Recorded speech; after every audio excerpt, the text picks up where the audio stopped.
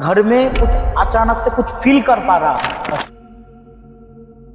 ऐसा कुछ चीज उसके जमीन में गाड़ा हुआ है। वो जब तक नहीं निकलेगा तब तक वो वास्तु में वो लोग रह नहीं पाएगा, पूरा शमशान बन जाएगा। लेकिन इतना बुरा काम करके दिया तो उन लोगों को मारने के लिए, पूरा फैमिली को मारने के लिए ऐसा कुछ काम बना के दिया था।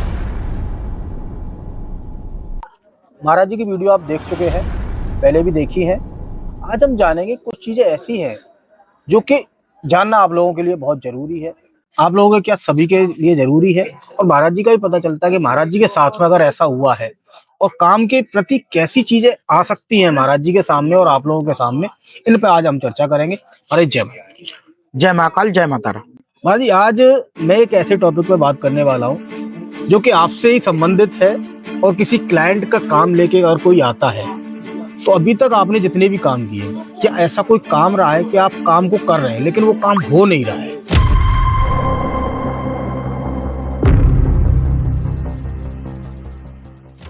ऐसा कोई काम आया है आपके पास? तो हमारे पास आया था, जैसे बेंगलोर का एक काम आया था। अच्छा। उन दोनों का मतलब कोई ऐसा फैमिली का वजह से कोई मतलब डिस्टर्ब कर रहा था बार बार। उनका घर में कुछ अचानक से कुछ फील कर पा रहा था। अच्छा। मतलब दरवाजे के सामने कुछ फेंका हुआ मिला एक दिन, उसके बाद से प्रॉब्लम ज्यादा धीरे धीरे बढ़ रहा है। तो कोई मतलब अंधेरे के अंदर घर में जितने बच्चे वगैरह था वो रात को अचानक से डर जाता था, किचन में बर्तन वगैरह से गिर जाता था। तो ऐसे कुछ मतलब स्पिरिचुअल कुछ चीज हो रहा था, अपने आप हो रहा था वो। हाँ, ऐसा कुछ हो रहा था।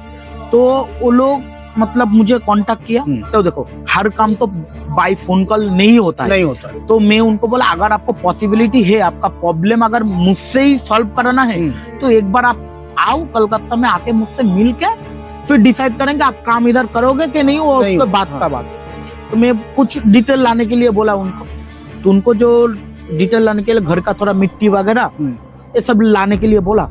तो काम देखने के बाद मैं खुद हैरान हो गया। मतलब कोई ऐसा कुछ तंत्र का ऐसा मतलब गलत क्रिया करके उनके घर पे फेंका। मतलब उनको घर को कुछ प्रोमोटरी, मतलब प्रोमोटर होता है ना जो मतलब वो घर तोड़ के बिल्डिंग बनाएगा। तो उसके लिए उनको 6 महीना 1 साल पहले ऐसा ऑफर आ रहा था। लेकिन उनका खुद का बनाया हुआ घर है तो क्यों छोड़ेगा? आपका सबका एक घर का एक जुड़ा हुआ रहता है ना, तो घर नहीं देगा ऐसा कुछ।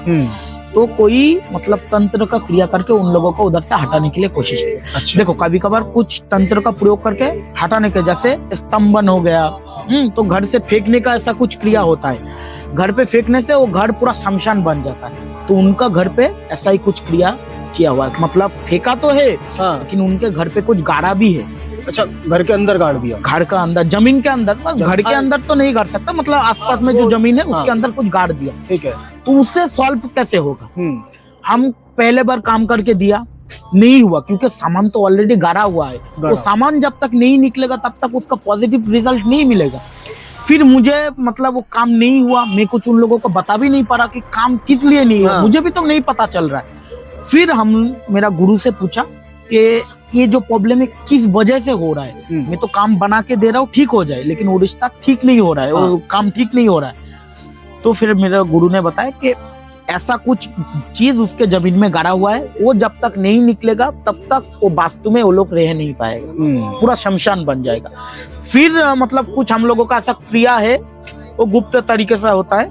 वो क्रिया करके फिर वो सामान निकाला गया उधर से।